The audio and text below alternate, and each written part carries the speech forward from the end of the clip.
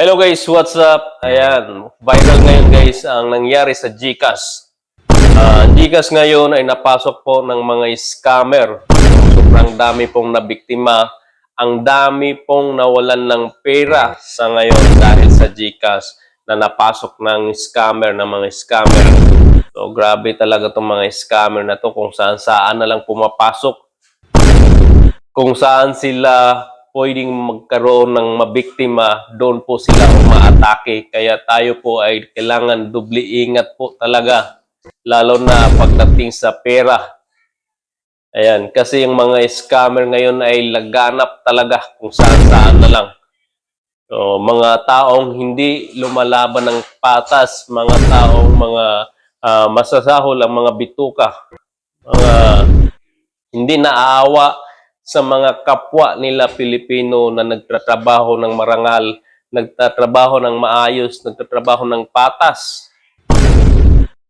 Tapos yon ang mga ginagawa nila. So, dubli ingat po talaga. So, pati po si Madam Pokwang ay hindi po nakaligtas. 85,000 din po ang nakuha kay Madam Pokwang. So, ayan, panoorin natin po siya. Binalik ko po yung negosyo mag-isa. Ibinangon ko po ulit mag-isa.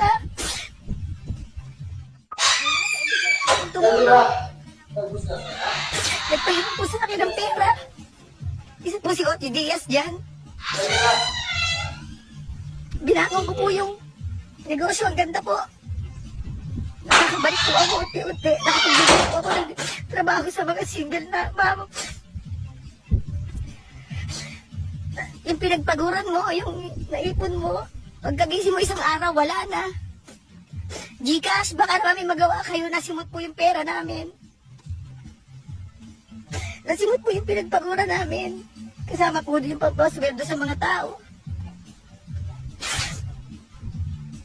Ayun guys, Ano po nangyari dun nakakalungkot talaga isipin sa na registered SIM kapwa natin, na pa policy Pilipino ngayon, dami po ang transaksyon nangyari. nagbibiktima sa iyo. Transaksyon po, iba't iba So kung ikaw ay may laman pa ang GCash mo ngayon, ay kaagad mo po munang ilipat or kunin po muna.